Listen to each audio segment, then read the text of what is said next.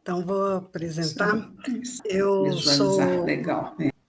eu sou Varmelinda, né? Sou membro associada da SBPMG e vou coordenar hoje aqui esse evento, né, com o Paim. Então, boa noite a todos. É com grande prazer que recebemos hoje, né, o psicanalista Inácio Alves Paim Filho, convidado especial da Sociedade Brasileira de Psicanálise de Minas Gerais, para conversar conosco sobre um tema fundamental e urgente, que é o machismo. Inácio Alves Paim Filho é médico, escritor, psicanalista, membro titular e didata da Sociedade Brasileira de Psicanálise de Porto Alegre, autor de vários livros e coautor também, com vários artigos escritos, né?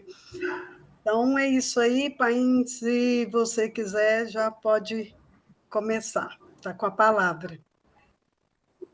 Em primeiro lugar, aí, uma boa noite a todos e a todas, né? Uma boa noite muito especial, um agradecimento muito especial aí à Sociedade Brasileira de Psicanálise de Minas Gerais, né? E que eu já falava rapidamente informal aí com o Sérgio, né? O quanto, né, a minha história aí com a sociedade é uma história relativamente longa aí, praticamente aí estão se fazendo 6 anos aí desde o Congresso de BH, que foi um momento importante, né, na minha história pessoal, na minha formação como analista, e também vai culminar aí com uma série de questões de aberturas. Lembrando sempre que o Congresso aí de 2019 foi nosso último congresso presencial, pandemia, e fomos só retomar os eventos presenciais, né, em 23 em Campinas e agora em 25 em Gramado, né? Então tem uma história aí que se atravessa esses vários contextos que também afetou, né? Eu acho o modo de pensar a psicanálise, eu acho que a pandemia, evidentemente, com todas as suas questões altamente trágicas, mas também acho que foi um momento em que a psicanálise tocou e se aproximou de questões até então impensáveis, né? Questões que não faziam parte do cardápio, digamos assim, das nossas formações. Entre essas, evidentemente, a questão que vai se fazer proeminente e que aí talvez eu acompanhe um pouco o Sérgio. Eu diria que nós temos uma outra história sendo construída da psicanálise a partir do momento que algumas temáticas, até então marginais, elas passam para o centro das nossas concepções teóricas e clínicas. Bom, dito isso, então, um agradecimento muito especial, né, a Varmelinda, ao Lucas, que me fizeram o convite, né, que tive outros convites para voltar à sociedade, mas não tive oportunidade de fechar agendas. Então, esse convite especial para essa atividade, né, da comunidade e cultura. Bom, a temática por si só, que fui convocado a conversar com vocês, ela também tem um quanto aí de um certo ineditismo, né? Principalmente nós trazermos para a cena uma palavra que é machismo e uma palavra que propriamente ela não é um conceito psicanalítico, né? Ela vai também ser uma temática que vai atravessar, que vai andar com várias questões do pensamento psicanalítico, mas se nós formos procurar nos verbetes de psicanálise, nós não vamos encontrar, a princípio, essa expressão, né? Essa expressão, então, ela passa a vir à tona, eu também entendo, dentro das questões das várias possibilidades que o pensamento psicanalítico abre. Evidentemente, a questão das mulheres, se nós vamos falar estrito sensu, a questão da feminilidade, obviamente é uma questão que vem se discutindo no universo psicanalítico a longo prazo. Tive o prazer no Congresso de Gramado, pela terceira vez, participar de um evento da COAP, COAP que tem no mínimo 25 anos de Brasil e de interação importante e significativa, onde vai se criar justamente um comitê para poder tratar, num primeiro tempo, a questão do gênero homem e mulher, pegando estrito sensu o pensamento freudiano. Isso vai se expandindo, né, nas múltiplas formas de pensarmos as questões, por exemplo, das identidades no plural de gênero. Então, a COAP tem esse papel importante. Mas eu entendo que o convite que a sociedade faz é para olharmos também um outro vértice, que é esse vértice talvez um pouco mais silencioso no universo psicanalítico, né?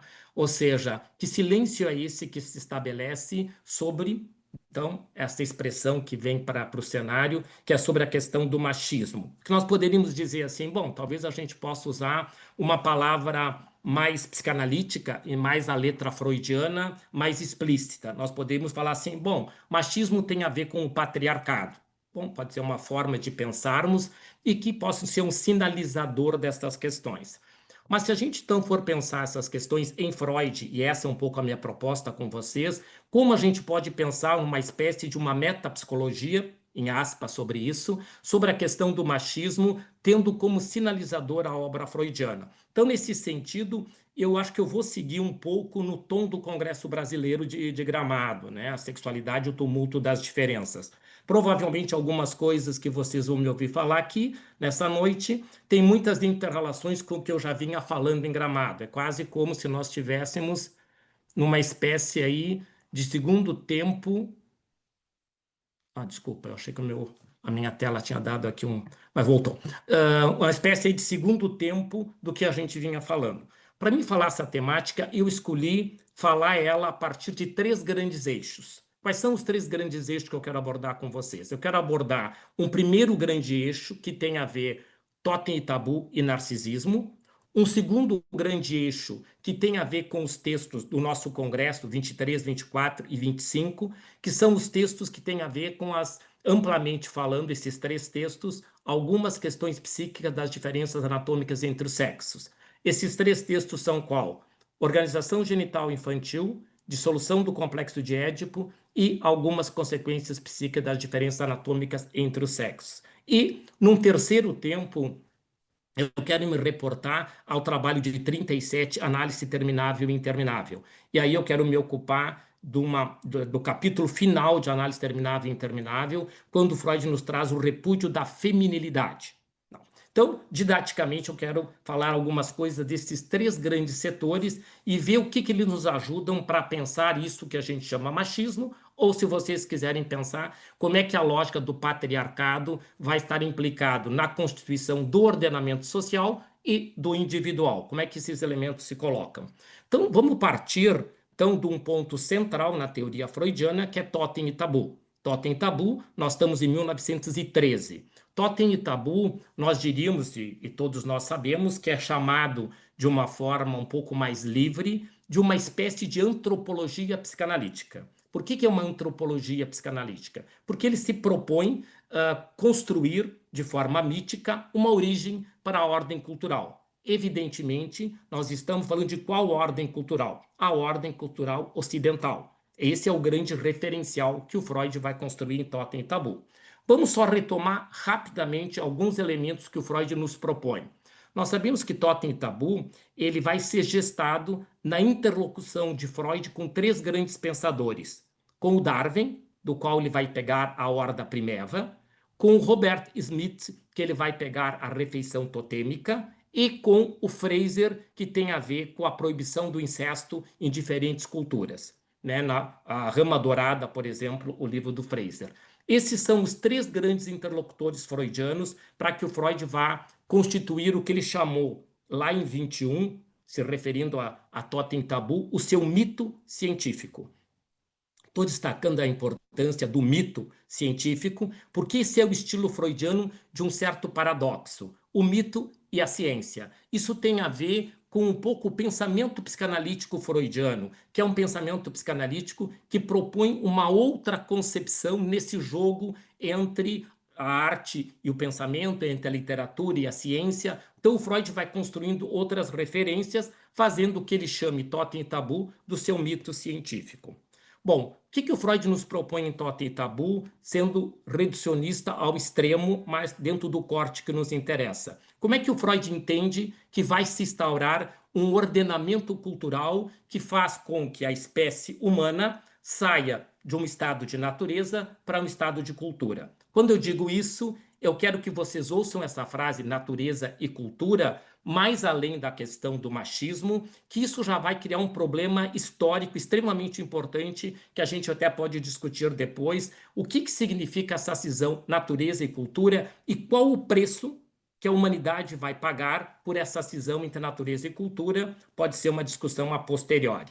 Bom, então o que o Freud vai propor? Aquela máxima que os filhos homens, já começamos com uma questão de gênero, eu vou trabalhar por excelência com vocês hoje e podemos depois alargar. Eu vou me restringir à questão gênero, homem e mulher, no sentido restritivo freudiano. Evidentemente, a questão dos gêneros são múltiplas e temos toda uma complexidade que o Congresso de Gramado contemplou com toda a sua propriedade. Eu vou me restringir tentando dialogar com o pensamento freudiano, que parte dessa grande concepção que era a sua questão, né?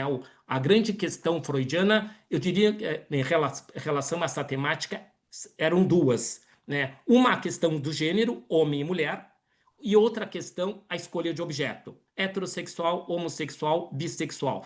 Essas duas grandes questões vão nortear as concepções freudianas sobre o destino da psico-bissexualidade que nos constitui. Bom, dito isso, voltemos à questão que o Freud então diz, que esses filhos homens, à medida que cresciam, eram expulsos da horda e teriam que viver no exílio. O Freud diz que isso vai se repetir de geração a geração, até que ele diz, um certo dia, esses filhos que viviam no exílio retornam, matam o pai, devoram o pai e criam as duas grandes leis fundamentais que vão contemplar a questão edípica na cultura e no indivíduo. A proibição do acesso às mulheres do pai, do incesto, e do outro lado, a proibição do totem, que vai ser eleito como representante paterno. Lembrem que esse ordenamento cultural que o Freud nos propõe de forma mítica, ele rompe com a ideia de pai morto, de rei morto, rei posto. A ideia é que ninguém vai ocupar o lugar do pai. E o totem vai ficar uma referência, e uma referência que vai remeter depois no pensamento religioso a Deus Pai. O que a gente tem que nos interessa desse recorte? Nos interessa que o Freud diz que a cultura, da qual nós somos herdeiros, ela nasce fundada de homens para homens, certo? Nós poderíamos agregar homens e homens brancos. Esses homens vão legislar nessa horda fraterna, e nessa horda fraterna, lembrem, não existe lugar para as mulheres enquanto sujeito desejante. As mulheres são o quê? Objeto de troca. Lembram a máxima da exogamia versus endogamia? O que o Freud diz? Numa tribo te é proibida uma mulher, que remete à questão incestuosa, e numa outra tribo uma mulher é liberada para ti. Ou seja, tem toda uma ideia da mulher como objeto de troca. É assim que nasce o ordenamento cultural, da qual todos somos herdeiros. Não só toda a complexidade de uma cultura que vai se instalar em cima da culpa do assassinato do pai, mas uma cultura onde a relação simétrica se dá entre homens e para homens, não existindo espaço, então, para as mulheres.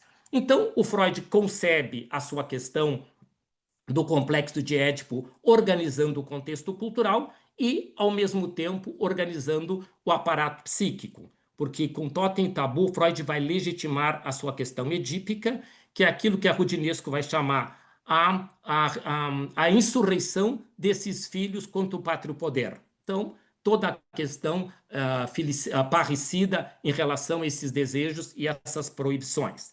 Isso é uma parte da história que nos interessa. Uma outra parte da história que tem a ver, então, com o contraponto. Um ano depois, nós estamos em 13. Em 14, Freud vai escrever Narcisismo, uma introdução. O que nos interessa em Narcisismo, uma introdução? Principalmente me interessa narcisismo primário e eu ideal. Por que me interessa narcisismo primário e eu ideal? Porque é justamente o momento em que o Freud vai colocar em cena o poderio dos objetos primários nas bases fundantes do aparato psíquico. Narcisismo primário é produto do quê? Do desejo parental. Narcisismo primário é ser um duplo dos anseios parentais. Duplo que o Freud descreveu de forma brilhante no texto que nós começamos a conversar hoje, lá em 19, quando ele vai falar sobre o duplo no estranho, e ele vai dizer que o narcisismo primário é ser o duplo das figuras parentais, é ser dois em um. Toda a definição de narcisismo primário, que está lá no ponto 2 do narcisismo, no último parágrafo, é tudo aquilo que a cria humana deve fazer para realizar os desejos não realizados das figuras parentais. né? Uma das frases mais gritantes que tem lá nesse texto é quando ele fala que a sua majestade, o bebê, vai tornar-se de novo o centro da criação. Ou seja, nós estamos dizendo que as bases fundantes do sujeito se dá a partir do outro, território das identificações primárias, território de ser o que o outro diz que eu sou. Então, esses dois textos, Totem, Tabu e Narcisismo, vão, na sua completude, nos dar uma dimensão de como é que a questão edípica vai constituir o sujeito e o ordenamento social.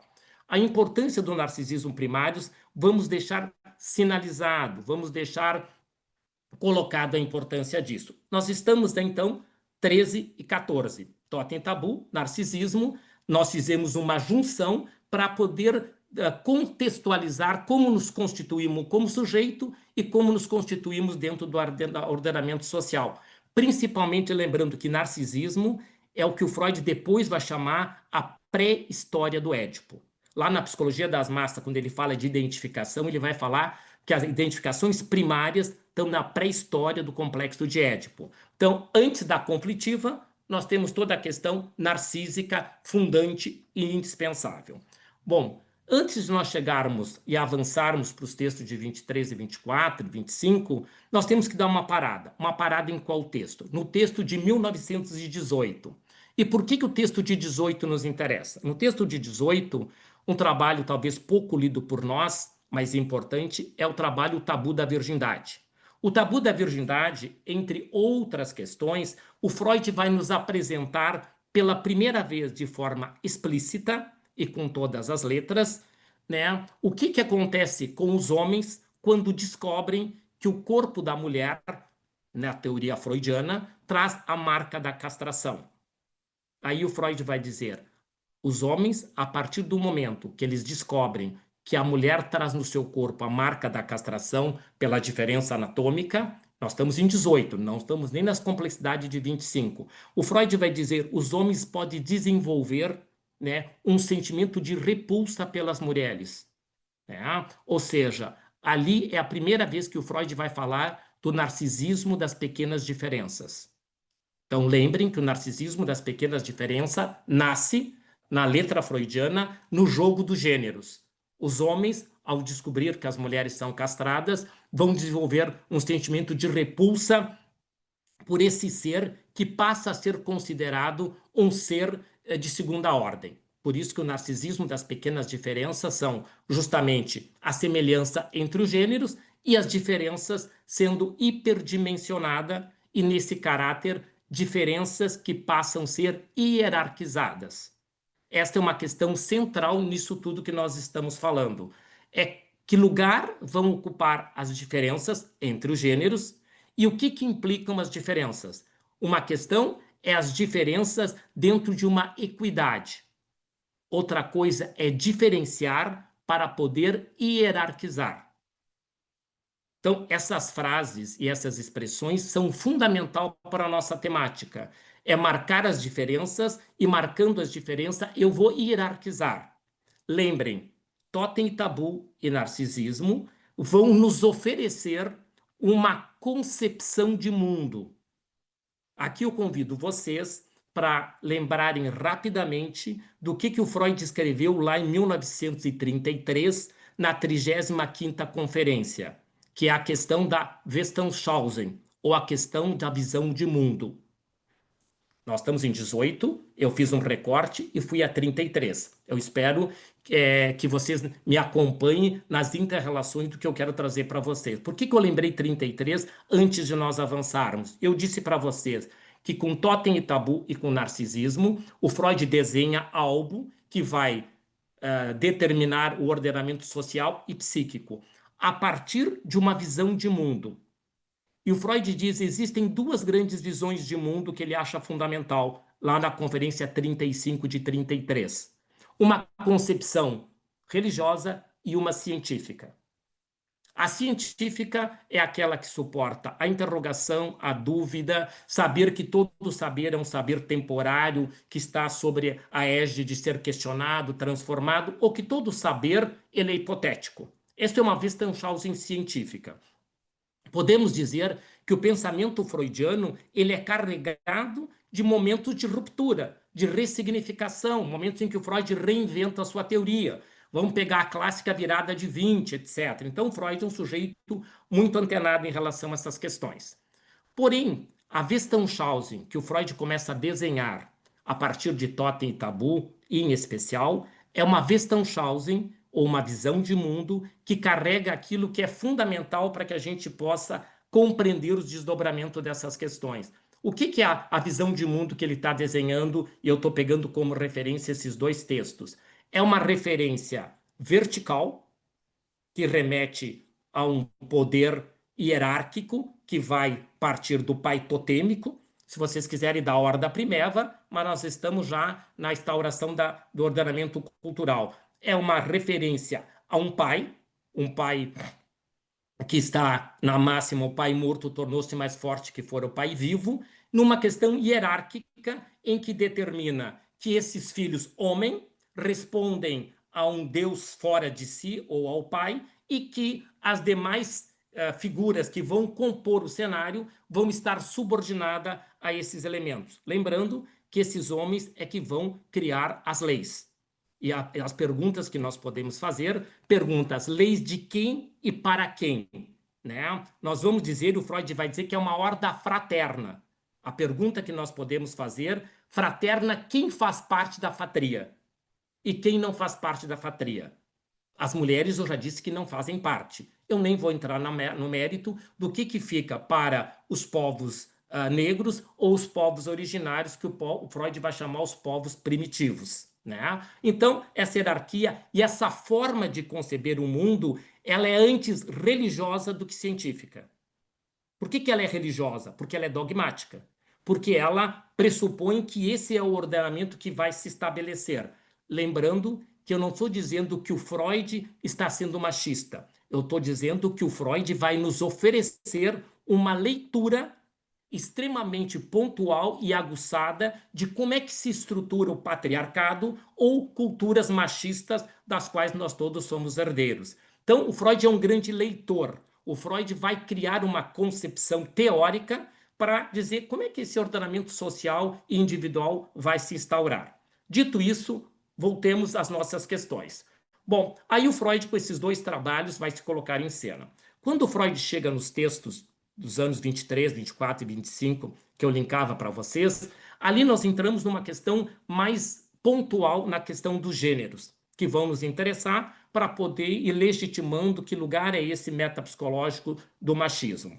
O que o Freud vai trabalhar, por exemplo, no texto de 23? O 23, organização genital infantil. Qual é a importância do texto de 23? Eu vou pensar um elemento entre tantos. Uma das questões fundamentais do texto de 23 é quando Freud vai nomear a fase fálica do desenvolvimento libidinal. Até 23, a fase fálica não existia.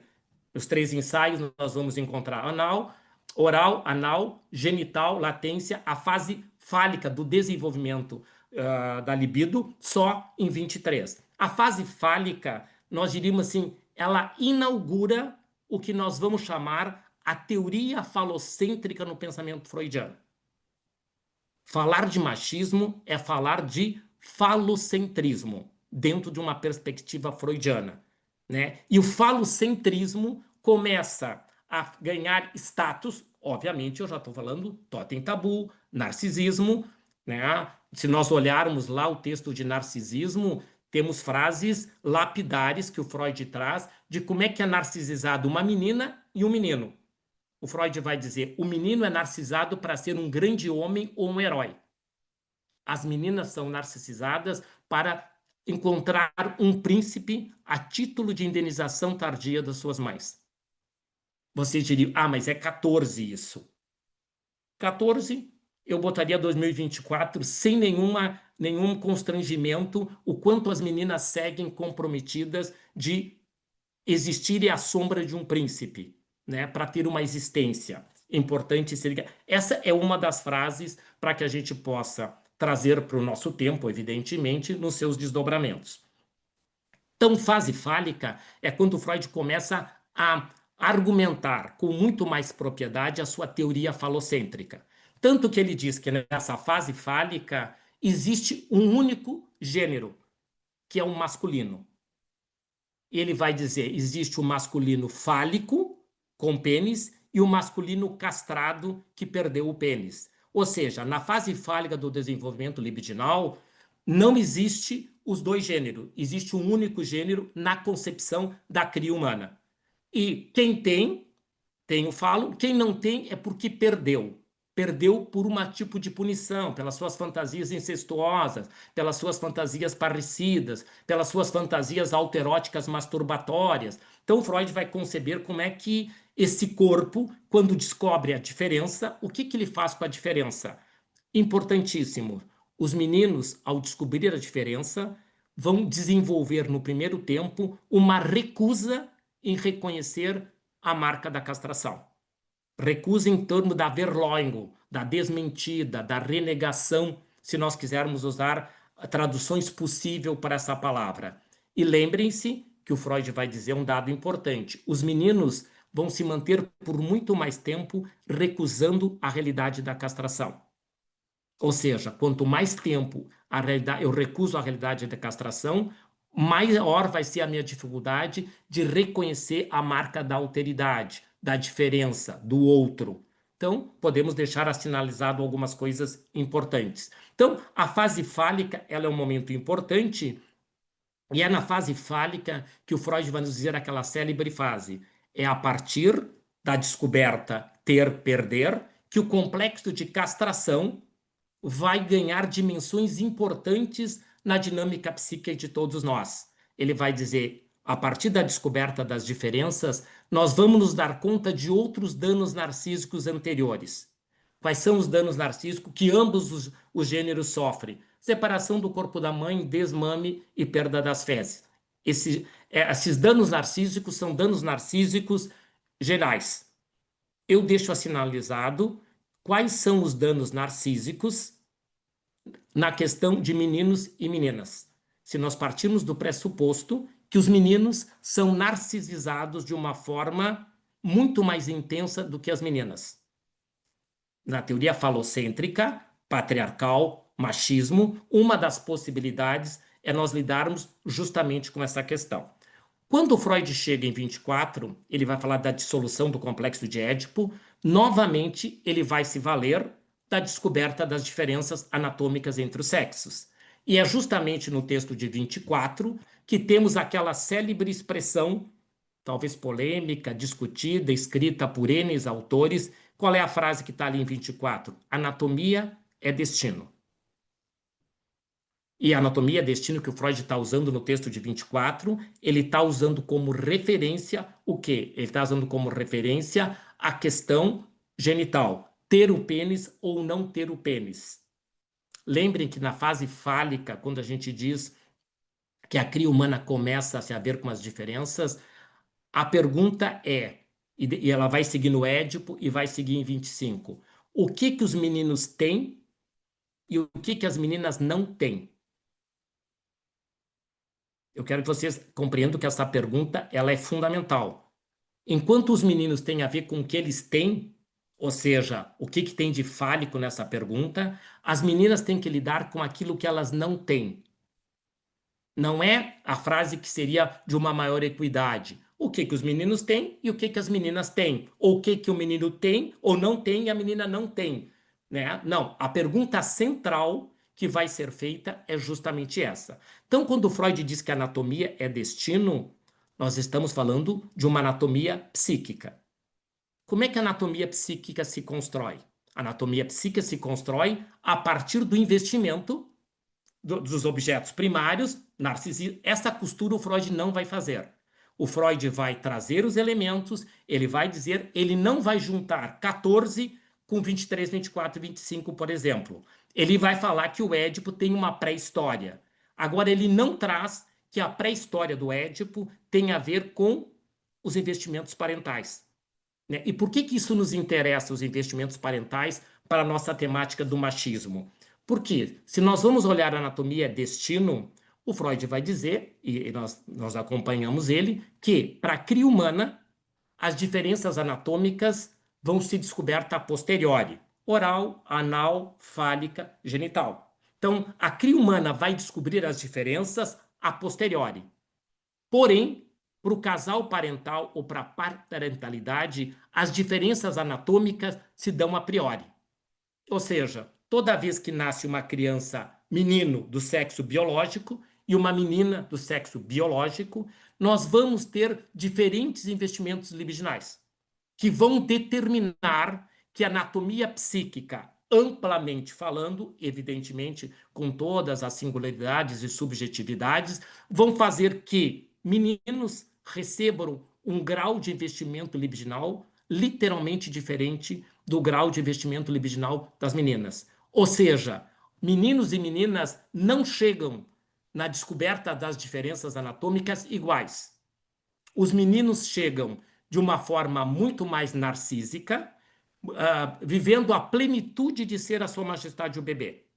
E quando descobrem as diferenças, vão jogar com reconhecer e não reconhecer. As meninas, diferente disso, elas já vão chegar na descoberta das diferenças com danos narcísicos, e eu estou usando uma expressão freudiana, de uma outra ordem. Ou seja, a elas não vai ser permitido uma série de coisas. Lembrem que nesses textos de 23, 24 e 25, o Freud vai usar de forma incansável a expressão inveja do pênis. Termo extremamente polêmico, extremamente complexo. E o Freud vai sustentar a ideia do inveja do pênis até o final da obra, por exemplo, o 37, que eu estou falando para vocês da análise terminável e interminável. Ou seja, o Freud parte de um pressuposto, dentro da sua Weltanschauung e da sua concepção de mundo, que as meninas vão carregar vida fora a inveja do pênis. Lembrem que o Freud está colocando pênis igual a falo. Vocês diriam, mas os autores contemporâneos, por exemplo, a escola lacaniana vai ser pródica em dizer, não, o falo é mais que o pênis, né? Isso é sim e não. Por que é sim e não? Entenderemos que o falo como símbolo de poder, mas nós estamos discutindo como é que o machismo ou o patriarcado se mantém na concepção freudiana desde o assassinato do pai, vai se mantendo até o nosso tempo. Que elementos se mantêm para que pênis e falo continuem mantendo essa fusão que faz com que o Freud vá defender essa ideia? Porque seria muito diferente que o Freud nos dissesse que as mulheres invejam o poder que os homens têm pelo simples fato de serem homens. Um homem, pelo simples fato, eu sempre tenho dito, o fato de eu ser um homem, e apesar de ser um homem negro, eu tenho N privilégio que as mulheres negras não têm. Pelo simples fato, além de todo o meu talento, meu brilhantismo, o Sérgio fez vários elogios, ele é um querido, a minha presença, além de todo esse talento, né, da minha história, etc., mas, indiscutivelmente, o fato de ser homem já me coloca num lugar privilegiado em relação às mulheres, de modo geral, mas as mulheres negras que estão na base da pirâmide, aonde sofrem as consequências desse machismo, se a gente quiser usar estrutural, com muito maior intensidade e com muito maior grau de sofrimento psíquico, né? Então, essa lógica e esse lugar vai se manter. Então, se a inveja do pênis fosse a inveja desse falo que esse outro acredita ter e que ninguém tem, poderia ser um referencial importante e significativo. Bom, esses textos vão trabalhar muito com esta questão, desde que a gente entenda como é que vai ser inscrita o valor simbólico dessa anatomia. E o Freud vai trabalhar arduamente que essa anatomia vai ser destino, anatomia psíquica, os seus desdobramentos, justamente porque na questão dos gêneros nós vamos ter graus de investimentos narcísicos diferentes em homens e mulheres. Então, isso faz com que as consequências psíquicas das diferenças anatômicas entre os sexos, na questão da perpetuação dessa lógica, de novo, hierárquica, vertical, e uma ideia principalmente de um pensamento universal, né, que sustentaria todas essas concepções e essas ideias. Bom, quando Freud chega em 37, que eu queria destacar para vocês, o Freud vai dedicar o último capítulo para retomar essas duas questões centrais, né? Que é o quê? A inveja do pênis nas mulheres e o temor de submissão ao outro homem, como questões centrais naquilo que ele vai chamar repúdio da feminilidade. Eu estou destacando o repúdio da feminilidade, e já disse isso no Congresso, para retomar para vocês, porque eu tenho escritos em que eu questiono para o Freud a expressão repúdio da feminilidade. Eu diria para o Freud que a melhor expressão seria repúdio ao feminino, feminino da bissexualidade, né? E feminino da bissexualidade, você sabe que tem a ver não com gênero. O feminino da bissexualidade tem a ver com passividade, assim como o masculino tem a ver com atividade. Porém, os termos masculinidade e feminilidade têm a ver com gênero, certo? Quando eu falo em Freud masculinidade, eu estou falando de algo que remete aos homens. Quando eu falo de feminilidade, eu estou remetendo a algo que remete às mulheres, correto? Porém, a forma que o Freud vai chamar, vai dizer sobre o repúdio, não é o feminino e é a feminilidade. Repúdio, recusa, daí vocês vão encontrar diferentes traduções para algo que tem a ver. O que ele vai dizer ali que é fundamental? Ele vai dizer que, de alguma forma, homens e mulheres recusam-se ou repudiam a castração. E que um quanto desse repúdio segue no fundo do psiquismo. Nas edições portuguesas, mesmo as contemporâneas, todas mantiveram o fundo do psiquismo. Amo Hurton, que por um período a gente leu e por muito tempo, por falta de traduções melhores, Amo Hurton não fala em fundo do psiquismo, e fala em leito de rocha, que eu acho que é uma metáfora mais representativa desse quanto que segue sepultado sobre essa rocha, mas desde esse lugar, né, a recusa à castração segue pujante, né? E ele vai sustentar que nas mulheres a inveja do pênis, falo pênis, né? E não só a inveja do poder. Em relação aos homens, ele vai falar do repúdio da feminilidade. E por que eu chamo da feminilidade?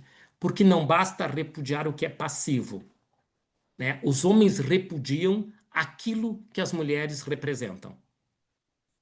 Ou seja, o que as mulheres representam mais além da questão do feminino, da passividade. Lembrem que passividade não é ausência de atividade. Passividade repercute o quê? Ausência de atividade motora. Por exemplo, o pensamento se dá na intimidade com a parte passiva da bissexualidade.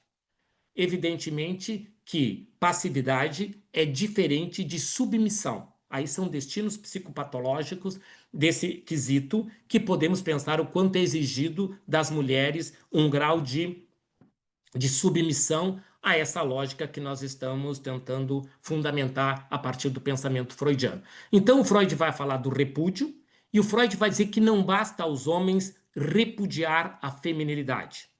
Aqui ele vai trazer uma expressão do Adler. O Adler foi o sujeito que ele rompeu lá nos anos 13, 14, junto com Jung, né? Que eles não se acertaram, o Jung com a questão da teoria libidinal, lá, essas coisas todas, e o Adler vai ter um conceito que o Freud vai se degladiar, mas o Freud vai referendar variasmente, porque ele volta ao conceito. E quando o Freud volta a um conceito, significa que aquele conceito, nem que seja pela negativa, contém algo importante. E o conceito que é do Adler é o protesto masculino. E o que seria o protesto masculino do Adler? Seria uma forma do Adler tornar mais contundente o quê? A recusa da feminilidade dos homens. E nesse protesto masculino, aí o Freud endossa lá em 37, ele diz, além disso, existem supercompensações excessivas. Então, não basta recusar a castração e, junto com isso, vai desenvolver o quê? Supercompensações excessivas. O que são supercompensações excessivas? O que eu preciso colocar sobre o outro para sustentar a minha questão fálica? Lembre, a questão fálica, para sustentar, eu preciso ter a máxima eu fálico, tu castrado. Castrado no sentido de hierarquizar, no sentido de criar subalternos. A questão fálica não se sustenta se não tiver o outro. Aquela máxima, se eu ligar essa questão das supercompensações excessivas e anatomia é destino das mulheres, anatomia é destino dos corpos negros. Destinados a quê? A ficarem subalternizados. Então, a supercompensação excessiva tem a ver com manter a hierarquização, manter o lugar das mulheres submetido ao poder. E essa supercompensação excessiva, que tem a ver com o repúdio da feminilidade, nós podemos pensar das questões de gênero às questões da guerra. O que é a guerra? Que se não a expressão direta, pegando esse recorte que nós estamos pegando, do repúdio da feminilidade com as supercompensações excessivas. Eu não preciso perguntar para vocês, desde sempre, quem faz a guerra. Se nós pegarmos um mito bem ocidental, típico, e segundo alguns escritores, seria talvez o primeiro grande livro ocidental, é a Ilíada de Homero. A Ilíada de Homero, ela é fantástica para falar que os homens vão fazer a guerra, a princípio, em nome do amor de uma mulher. Só que nos quase 15 mil versos, e não fui eu que disse, foram os escritores, nos quase 15 mil versos, a Helena aparece em meia dúzia de versos. Os outros, vamos dizer que ela aparece em 1000 versos, os outros 14 mil versos se trata dos homens, prioritariamente, e algumas deusas envolvidas nessa guerra. Ou seja, o que é feito em nome do amor dessa mulher, essa mulher simplesmente ela é invisibilizada. Ela é ponto de partida e depois esses homens vão guerrear entre si em nome das suas questões narcísicas, do seu repúdio da feminilidade, com as suas supercompensações excessivas, e que não tem nada a ver com as mulheres, por excelência. Então, a Ilíada pode ser uma grande representação disso que eu estou querendo trazer para vocês, como é que isso que a gente chama desse machismo vai se estruturando e vai se mantendo. Eu, por exemplo, no Congresso Brasileiro em Gramado, eu trouxe um xiste quase, nem sei se um xiste, mas a pergunta que eu fiz numa das mesas, por que será que num congresso que tinha 1.600 pessoas, provavelmente, eu vou chutar, 1.400 eram mulheres, no mínimo, mas vamos deixar 1.400, se você deixar por 1.000 eu vou deixar. Por que será que nesse congresso, e organizado por homens e por mulheres, a marca do machismo da vida cotidiana, simplesmente todos os banheiros eram um banheiro feminino e um banheiro masculino. Vocês sabem qual o banheiro que tinha mais fila, ao ponto de algumas colegas não poderem no intervalo ter tempo, que o intervalo era curto, de ir ao banheiro fazer xixi e depois voltar? Então, o que justifica que num congresso que todos nós sabíamos que nós estamos num ambiente predominantemente feminino, só nós olharmos a nossa tela aqui, isso se reproduz. O que faz que se perpetue uma lógica que podia ter 3 banheiros para as mulheres e um banheiro para os homens? Ou se nós quiséssemos ser mais livres, num congresso que era o tumulto das diferenças, talvez nós tivéssemos banheiros coletivos, mas essa é uma discussão maior. Ou seja, a impossibilidade de ser pensado. Isso é isso que a gente chama de machismo estrutural, ou quando a gente faz analogia, o que é o racismo estrutural? É justamente naturalizar absurdos, sem que ninguém possa parar para pensar o óbvio. Por que não podemos fazer o que seria simplesmente óbvio, natural e coerente com o cenário? Por quê? Porque não tem um aparato psíquico capaz de tensionar a lógica estabelecida. E nós estamos falando de uma lógica que ela vai se reproduzindo no decorrer das gerações. Nós podemos dizer, e vocês poderiam me dizer com propriedade, que várias questões se modificaram em termos de aquisição do que as mulheres puderam fazer, e vamos ter vários avanços. Mas, ao mesmo tempo, nessa cultura predominantemente machista, e lembrem, que eu tenho citado várias vezes um conceito que vem de uma mulher negra, mas que se presta a nós pensarmos essas questões, porque ela faz uma boa leitura dessas questões a partir de um conceito de uma de uma psicóloga que vem da psicologia social, que é a Cida Bento, que é o pacto narcísico, né? Que ela vai chamar o pacto narcísico da branquitude. Nós estamos falando do quê? Do pacto narcísico que é feito dos homens para os homens. Nesse pacto narcísico, repúdio da feminilidade, supercompensações excessiva e esse pacto narcísico. Esse pacto narcísico que os homens brancos também oferecem para os homens negros. Porque vocês poderiam me perguntar, eu disse desde o início da conversa, que essa horda fraterna é composta exclusivamente por homens brancos ocidentais. E os demais homens não fazem parte dessa lógica. Mas no desenvolvimento dessas questões, esses homens, dentro do machismo, eles têm uma habilidade de fazer pactos narcísicos de acordo com seus interesses. Então, nós, homens negros, também temos algumas concessões por sermos homens, né? Algumas concessões que interessam a essa lógica machista de manter a hegemonia. Lembrem, e até no meu vídeo eu dizia, machismo é ideologia de poder, de como controlar corpos, de como controlar desejo, de como controlar as produções de subjetividade, como controlar as questões políticas, econômicas, podemos ter várias questões. Então, esses pactos são oferecidos, assim como esses homens brancos, no seu machismo, eles também fazem pacto com as mulheres brancas, no sentido de defenderem alguns interesses, mas esses interesses sempre são orquestrados para aquele que tem o poder de transformar o status quo ou manter o status quo, né? Tem um autor negro, o Du Bois, que ele fala do salário psicológico. Eu acho esse conceito fantástico. O que é salário psicológico? Ele diz, é algumas benesses que eu posso dar ao outro que está subjugado a mim, para ele acreditar que é uma relação simétrica quando não é simétrica, né? Então eu posso dar a crer aos homens negros que todos somos homens, até que surge uma tensão e eu vou te dizer, não, existem os homens brancos e existem os homens negros. Assim como com as mulheres. Eles podem dar a ideia a vocês, mulheres brancas, que existe uma possibilidade de vocês terem uma relação simétrica.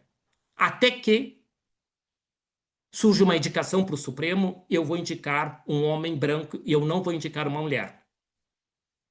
Então, esses pactos vão se estabelecendo e eles, quando as questões tensionam, não, antes de mais nada, nós somos homens e nós temos que manter o status quo, né? Se dá para ter alguma exceção, nós vamos fazer, mas se não, a lógica volta a perpetuar. Então, a crença que tu possa ter aquilo que tu não tem faz parte dessa questão hierárquica e importante. Se nós fizermos rapidamente, porque eu quero abrir para conversar, porque eu falei que ia falar, sei lá, 20 minutos, eu devo estar falando 40. Que é lembrarmos se esta questão, né, é uma questão relevante no setting. Essa pode ser uma pergunta. Se essas questões que nós estamos falando amplamente, se as questões de gênero interessam no setting, se as questões de raça interessam no setting, se as questões de classe interessam no setting, né? E se o analista também está podendo se fazer corromper na questão dessas alianças inconscientes que são propostas, né? Que questões nós estamos dispostos a romper e a tensionar e que questões nós não estamos dispostos a tensionar. Inclusive, pegando o eixo central da nossa conversa, pelo qual, né, nós estamos aqui essa noite, poder pensar se nós estamos dispostos a tensionar as questões machistas, quer seja dos analistas homens ou das mulheres identificadas com essa lógica. Bom, para pessoal, para início de conversa era isso. Vamos ver o que a gente consegue conversar junto, já que a ideia é vamos falar sobre, não me ouvirem falar sobre. Muito obrigado. Bem, Inácio, muito bem. Maravilha. Bravíssimo.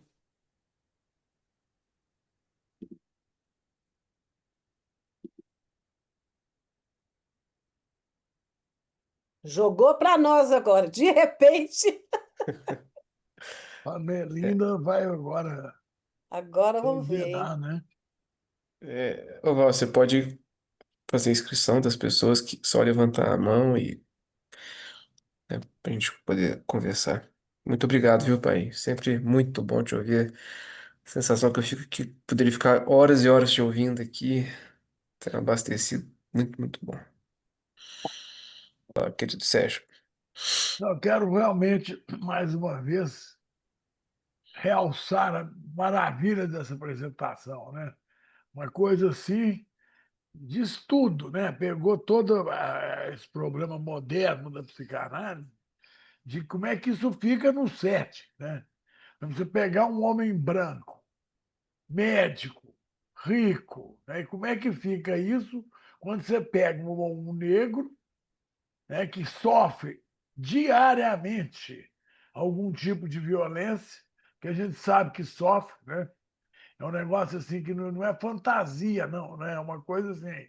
Até hoje, você abre jornal, tem lá uma médica no Rio de Janeiro, estava com o filho dela na padaria, o segurança manda o menino sair, né? Ou seja, isso é de uma violência no dia a dia insuportável, né? Então, como é que você vai trabalhar isso? Sabe? Isso é uma coisa assim, que isso não pode ser trabalhado de fantasia, né? Então, é aquela coisa do ideal do eu, né? A Neuza falava no aprender a ser negro, né? E aprender a ser mulher, porque o machismo é exaltado por milhares de mulheres, né? Isso é impressionante isso, né? Como que...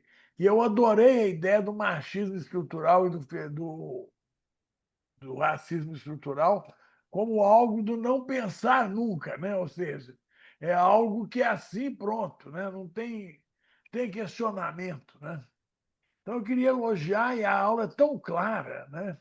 Dá vontade de pegar os textos. Você tem isso escrito, pai? Que eu queria estudar isso direitinho, né? Queria ler com detalhes essa articulação teórica que você fez, que é maravilhosa, né? Pegar Freud desde Totem e Tabu, chegar lá, né? E muito importante, adorei essa ideia de que o homem tem e a mulher não, né? No homem existe e a mulher falta, ou seja, não tem qualidade. Então me lembrei aqui da Melanie Klein, né? A Melanie Klein defendia a ideia de que vagina tinha muito significado, né? Que como é que podia uma coisa daquela não ter significado? Onde passava o xixi, tinha secreções e etc. Né? Então, é uma coisa incrível isso. Eu sempre me aborreço. Né? Eu, se estiver entrando num banco, tiver 3 caixas, se tiver uma mulher, eu entro na fila, porque sou muito melhor atendido. Né? Acho mais bonito, acho mais agradável. O cheiro, de modo geral, é melhor. Né? É uma maravilha. Né? Então é isso. Quero te dar um abraço. Pena que não pode ser pessoalmente, né? E mais uma vez te cumprimentar pela facilidade de um professor mineiro aqui, que ele é médico, professor de música. Eu mandei um violinista para ele, falei, o que você acha? E ele diz, toca violino como eu tomo um cafezinho, né? Estou dizendo o mesmo de você. Fala dessas coisas como eu pego um café e tomo tranquilamente, sem nenhum esforço, tá? Um beijo para você, pai. Tudo de bom. Acho que a Adélia tinha levantado a mão. Você quer falar, Adélia? Pode falar. Primeiro, eu queria agradecer o Paim, porque é sempre um prazer, né? De ouvi-lo, assim, e a gente vê eu, Simone, né, como quase que tietes, assim, aqui de Minas, né, de Uberlândia.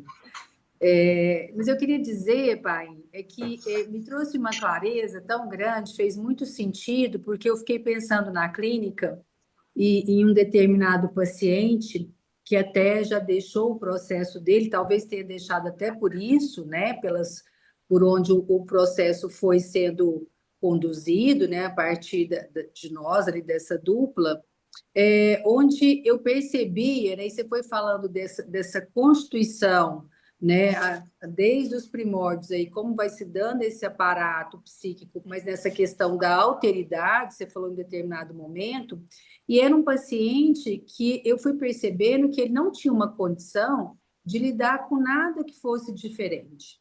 Tanto que a gente dizia assim, nossa, mas parece que você acha que todo mundo pensa igual a você, né? Então, ele teve uma infância muito ligada a religiões africanas e tudo. Então, ele falava assim, gente, mas eu já vi isso, já vi aquilo. já tive contato com divindades e tal, e eu achava que toda criança, e até hoje eu achava que todo mundo já tinha participado de alguma forma disso. Então é como se ele não pudesse realmente enxergar que existem pessoas muito diferentes, existem pessoas muito diferentes dele, né? Diferentes em vários sentidos, mas como se não tivesse essa marca da alteridade. E ele fez dois momentos comigo. No primeiro momento, ele se separou da mulher. Então, nesse segundo momento, o que vai ficando claro, né? É que ele tinha sempre um discurso assim de que ele sempre ajudou, que as tarefas eram divididas, né, e tal, que ele achava que eles podiam crescer juntos, mas quando é questionado do porquê que o relacionamento foi acabando, ele fala de um distanciamento, mas ele fala assim, mas para mim foi quando ela melhorou, ela teve uma ascensão profissional. Aí, a partir do momento que ela teve uma sessão profissional, aí ela já descuidou da casa, ela já não estava muito assim. Eu acho que ela, como se a mulher, assim, a partir da sessão profissional, ela tivesse, né, ele achando que isso foi o motivo pelo qual ela passou a se desinteressar dele e querer ter uma outra vida. Então, o quanto que estava ali essa coisa estrutural, né? Assim, que ele ajudava e tudo, mas quer dizer, ele ajudava enquanto essa mulher tinha condições, né, aquém, né, abaixo das dele. Quando ela tem uma ascensão profissional e ela passa a ganhar muito bem, ele acha que aí é que ela se desinteressa e que o casamento acaba. Mas principalmente isso que ficou para mim de uma clareza que, mas é uma clareza que eu não consigo traduzir em palavras aqui, mas essa questão de como que não se deu a marca dessa alteridade, né, do diferente, do entender que o outro é diferente dele, né? Obrigada, viu, pela oportunidade. Tem a Regiane Lucas, que quer E, falar. e também antes da Regiane, tem uma pergunta aqui no chat, da Denise Paim, sempre excelente te ouvir, muito grata. Queria que você comentasse mais sobre a permanência da inveja do pênis e o destino da sexualidade das mulheres proposto pelo Freud. A Marli também, mais ou menos o que o Sérgio disse, né, perguntou se tem algo publicado passo a passo sobre o machismo.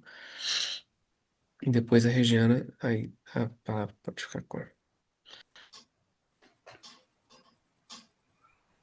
Boa noite, pai. Acho que a minha pergunta, dúvida, vai de encontro com a que a Denise fala no chat, que é essa questão da inveja do pênis, acho que me incomoda ainda e ela é muito colocada até hoje. E aí, quando você fala, né, que anatomia, né, ela é destino e que o Freud, né, coloca pênis e falo como igual. Nos meus estudos, eu fui entendendo que tem o pênis real e que tem o pênis simbólico. E aí você confunde tudo quando você coloca que não é bem assim por Freud. Então, quando ele fala dessa inveja ao pênis, né? Então, é esse pênis real, é esse pênis simbólico, porque de fato, como não ter inveja dos homens? Não sei se daí é do pênis, né? Já que de fato eles podem tantas coisas, né? Que as meninas não podem, como você falou do nascimento, né? Quando a criança vai se dar conta da diferença anatômica, o menino ele tá muito mais embebecido, né? Ali do narcisismo, né?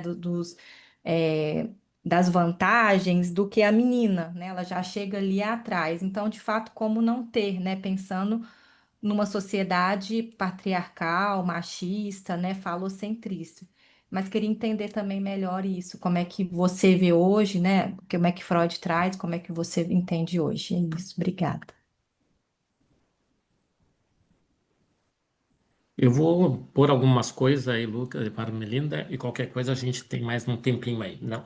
Então, o que que eu acho, assim, que primeira coisa, assim, eu acho que a Adélia trouxe uma questão que eu queria destacar, assim, que é o que está sendo dito, mas que a gente tem sempre que resgatar esse conceito para poder dar a especificidade do conceito e por que que é tão dramático. É aquilo que a gente sabe, mas a gente esquece, né? O problema não é as diferenças, o problema são as semelhanças, né? Tanto que a Adélia foi falando, ela foi explicando, pegando esse retalho do retalho aí, né? Quando essa mulher passou a ser mais semelhante, ou seja, alguém que permitiu uma certa equidade. E eu estou falando o semelhante do complexo do semelhante. Eu estou pegando um conceito freudiano.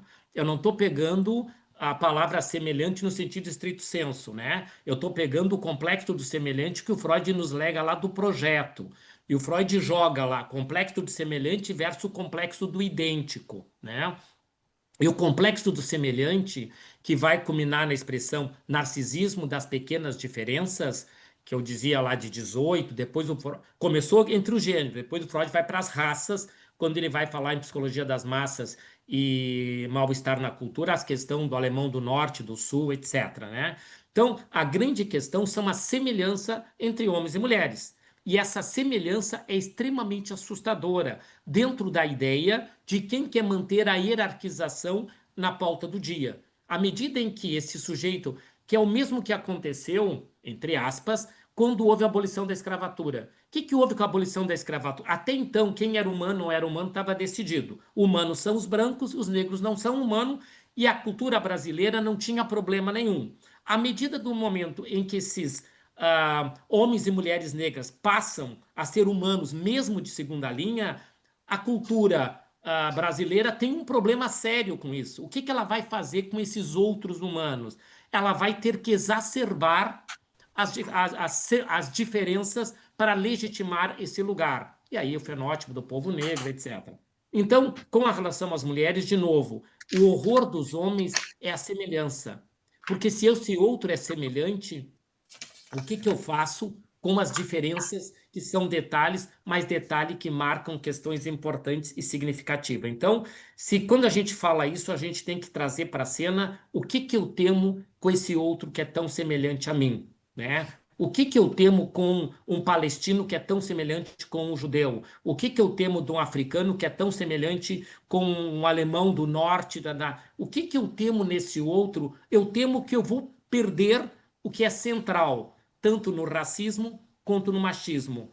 O que eu dizia, ideologia de poder. Eu tenho que manter. Para manter, eu tenho que manter esse outro, exacerbando o fenótipo de um povo e isso o desqualificando. Ou exacerbando que ter vagina por si só faz da mulher castrada, porque lembrem, com a história das diferenças, vão ter dois grandes corpos. Os corpos fálicos, que são os corpos dos homens, ou não castrado, e os corpos castrados, que são os corpos das mulheres. Bom, dito isso, eu queria entrar um pouco na questão da Denise e da Regiana, né, Regiana, que é a questão da inveja do pênis. Vamos sim ser estrito senso, o que o Freud, então, está nos remotando, trouxe a questão da anatomia e destino, ali 24, e é quando o Freud vai manter essa questão importante. Evidentemente, Regina, a tua colocação está correta, né, que a pênis falo tem a ver com o efeito simbólico que vamos escrever psiquicamente a partir dessa referência. Mas é uma referência que nasce dessa associação e depois vai ganhar um status simbólico. Vai ganhar o status simbólico que homens se invistam de questões fálicas. Assim como nós vamos ter mulheres que vão se investir numa questão fálica. Ou seja, mulheres que vão estar identificadas com o modelo falocêntrico. Tanto que o Freud vai cunhar a expressão lá em 33, nas conferências de 33, na conferência 31, sobre a feminilidade, ele vai cunhar a expressão mãe fálica. O que é uma mãe fálica? Não é uma mãe com pênis em termos anatômicos, mas é uma mãe identificada com a ideia fálica da completude que os homens acreditam ter, aquilo que ninguém tem. Por isso que aquela supercompensação, eu dizia, porque é uma tentativa desesperada dos homens de manter a qualquer preço a sua questão fálica. Eu, por exemplo, quando eu olho um fenômeno cultural contemporâneo, quando eu olho a necessidade do Trump de ocupar o lugar que ele precisa ocupar, para mim ele é a encarnação de uma questão fálica tentando sustentar uma hegemonia do norte global que não vai ser compatível. Tá? O que as histórias nos dizem? O norte global que governou o mundo está em colapso. Então, esse norte global que está em colapso, ele tenta se manter desesperadamente a qualquer preço nesse lugar. que são as supercompensações? É fazer qualquer coisa para manter uma hegemonia que não é possível de ser mantida. E isso, por excelência, tem a ver com isso que nós estamos falando do machismo. Então, a inveja do pênis e suas repercussões. O que o Freud vai nos dizer? E evidentemente que isso vai sofrer tensionamentos. O Sérgio, de alguma forma, já colocou, não só a Melanie Klein, várias autores, várias mulheres vão teorizar, inclusive o Freud vai ser conivente com uma questão quando ele fala que talvez o único órgão inferior seja o clitóris, tomando como referência o pênis. Isso Freud vai dizer textualmente, né? Diz, e nessa concepção que ele vai sustentando a ideia que as mulheres vão carregar, entre aspas, naturalmente um sentimento de inferioridade. E o que nós estamos dizendo, que o sentimento de inferioridade que as mulheres possam ter, ela é produto de um contexto cultural no qual as mulheres são colocadas. É que nem vocês nos dizer que nós, homens e mulheres negras, temos um sentimento de inferioridade. Que isso é feito por uma inveja que nós temos do povo branco. E não que... Porque o Freud também vai dizer algo que ele diz e ele recua. Se vocês forem olhar narcisismo, ele vai dizer que o sentimento de autoestima ou autoconceito é produto do narcisismo primário, por excelência.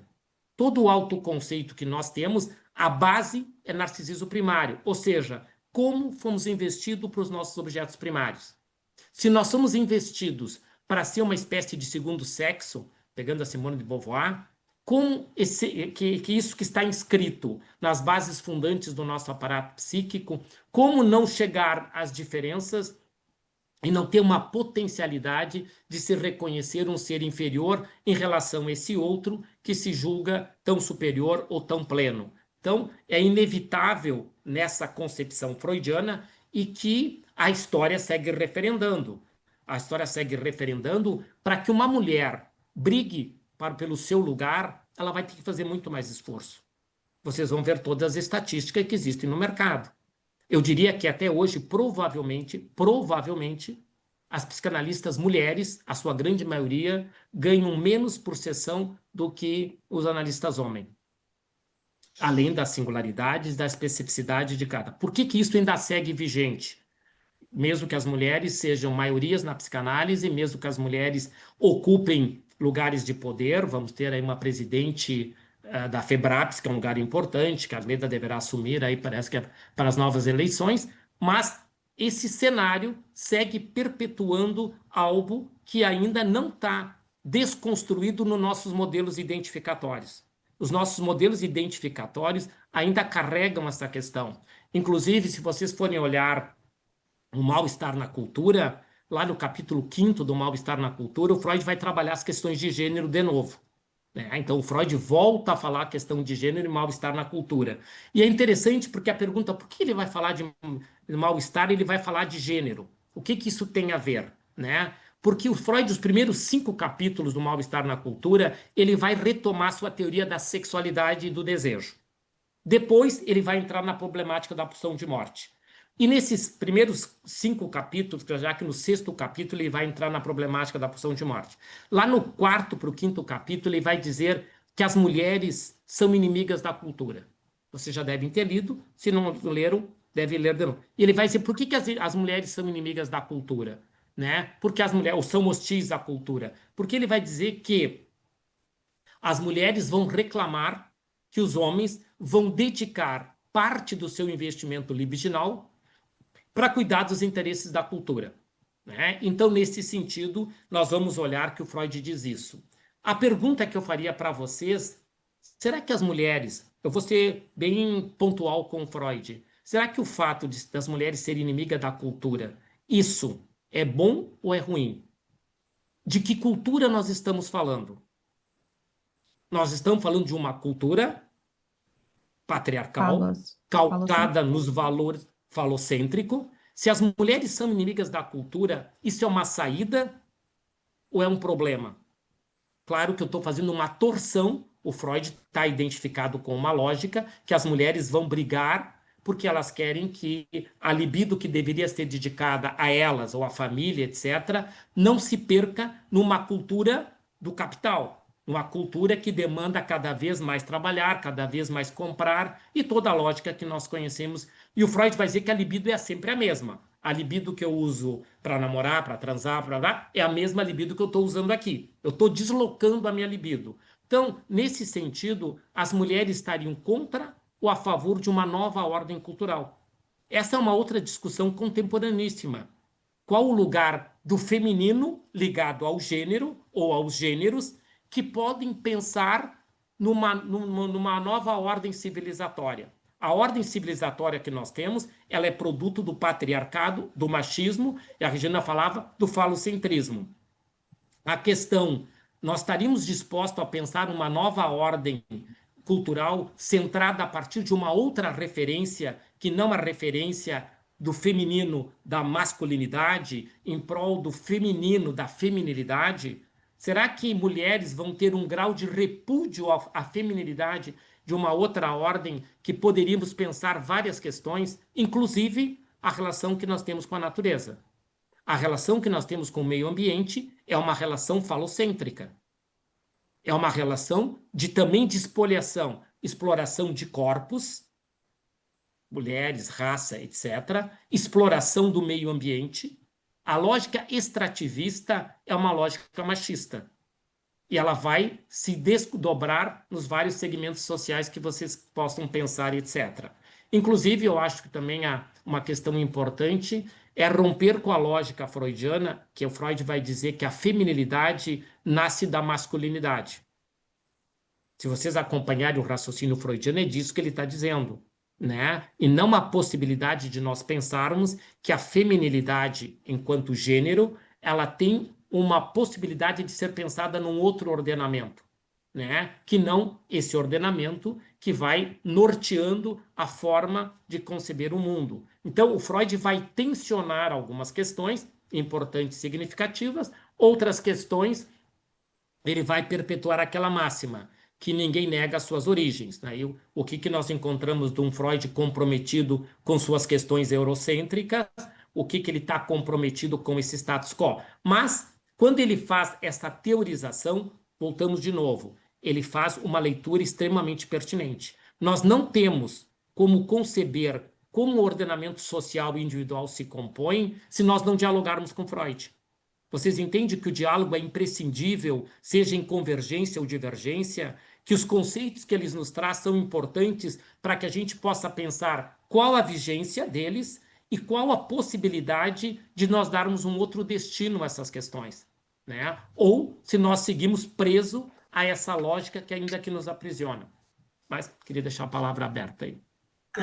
A Regiane quer falar de novo.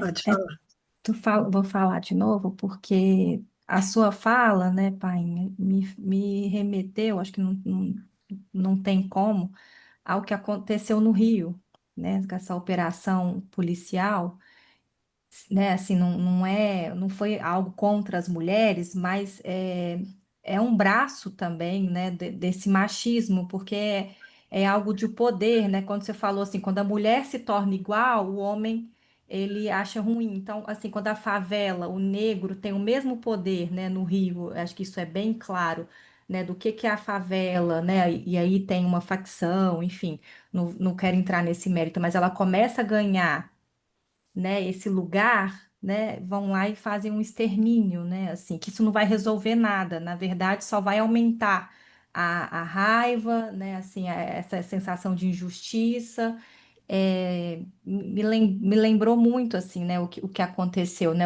a capacidade do machismo, do patriarcado, né, assim, o quanto nós estamos, de fato, carentes de feminino, né, aí eu me lembro da fala da Cleusa, né, assim, dessa questão de lá fazer, dessa coisa de poder, né? E nós estamos carentes mesmo de feminino, porque como você disse da guerra, né?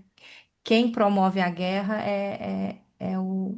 os homens, né? Assim, acho que não poderia deixar de falar sobre isso. A Regiana é extremamente importante porque, e eu acho que a fala da Regiana dá um detalhe assim, quando a gente fala de machismo e falamos com as questões de gênero, isso é ponto de partida, não é ponto de chegada, porque na realidade o machismo tem a ver com concepção de mundo, como forma de ser e estar no mundo que vai afetar todo o ordenamento de como somos sujeito e como estamos inseridos. Quando tu lembra o Rio, é claro que são uma questão genocida, é uma questão de extermínio. Você sabe quem é que vai ser exterminado. São os filhos dessas mulheres que elas vão ter que enterrar novamente, e algumas nem vão conseguir enterrar, porque essa lógica machista ela vai imperar nas suas mais variadas questões, né? Isso é uma guerra civil, se vocês quiserem, o que está acontecendo no Rio ou nas grandes cidades que têm seus expoentes e que tem como lógica, de novo, podemos resgatar o repúdio à feminilidade, que é mais do que o feminino, é o repúdio ao modo de pensar o mundo, né? As culturas afrodiaspóricas têm discutido muito o lugar da matripotência. O que a matropotência tem a ver com a possibilidade de se gestar um outro jeito de conceber o mundo? E essa lógica da guerra, da violência urbana, isso tem a ver com o machismo e que transcende o que é o ponto de partida de uma discussão, que é as questões de gênero. Porque essa forma de governar, essa forma de determinar vidas que importam e vidas que não importam, né? Então, se nós pegarmos o fenômeno do Rio de Janeiro, se a gente pegar a guerra da Ucrânia, se nós pensarmos as guerras dos países africanos, se nós pensarmos a questão Gaza, Israel, etc., nós vamos ter como protagonistas quem? Em quase 100% desses exemplos. Essa lógica patriarcal machista, né, que impede a possibilidade do que seria o grande diferencial, que é o quanto nós poderíamos ter uma intimidade com a passividade como agente de transformação. O Freud, ali em 33, ele diz: se os homens o homem gênero não desenvolverem uma adaptabilidade à passividade, eles estão destinados a exterminar uns aos outros.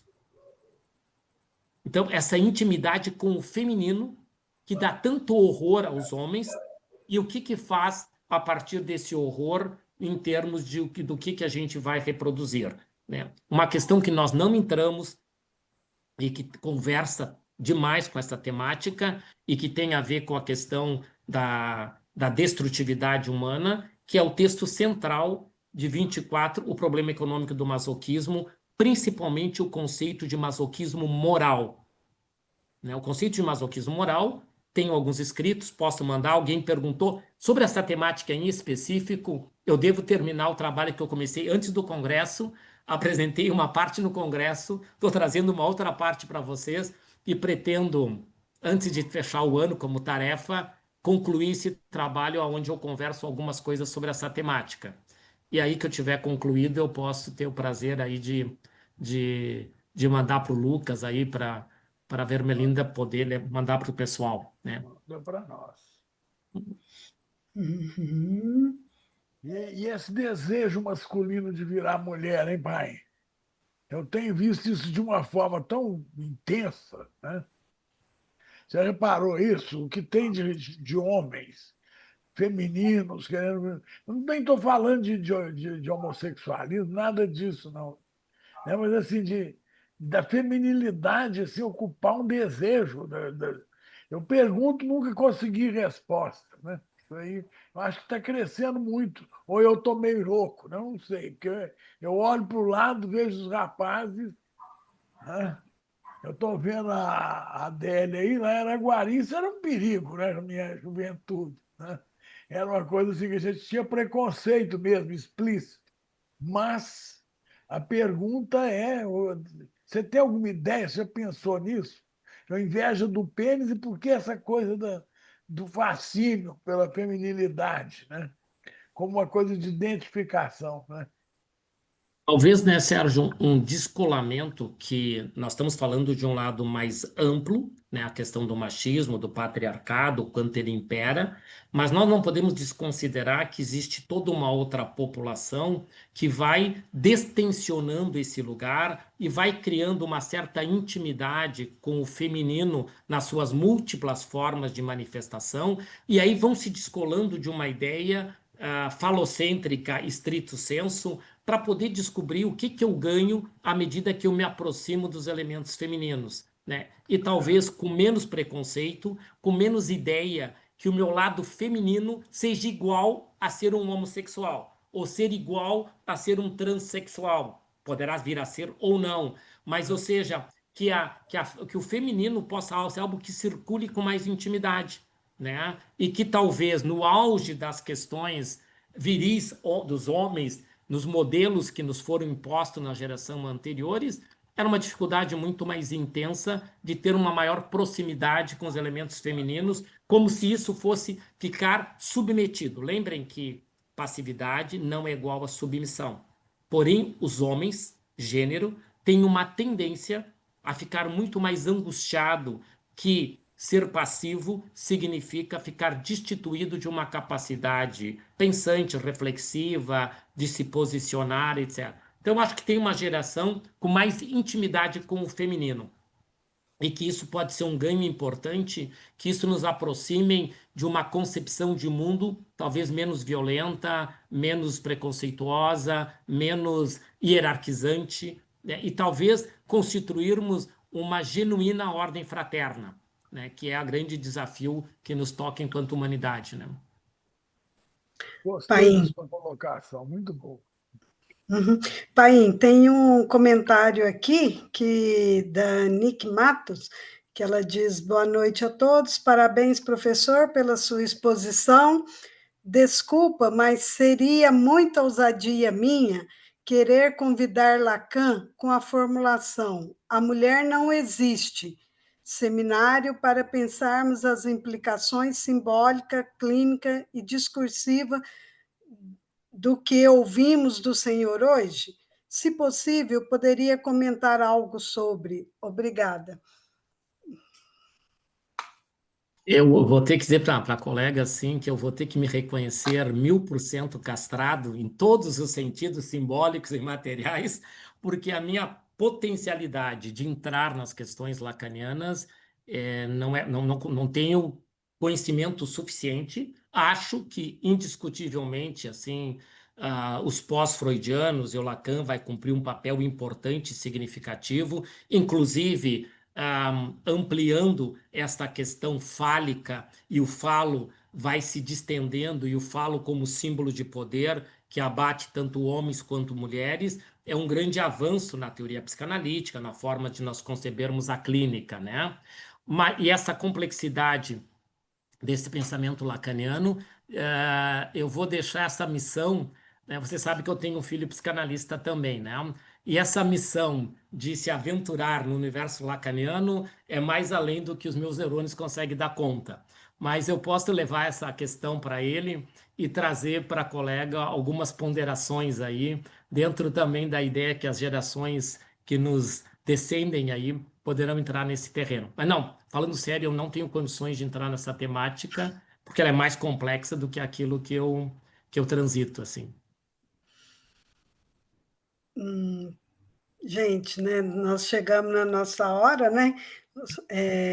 Você gostaria, Paim, de falar mais alguma coisa?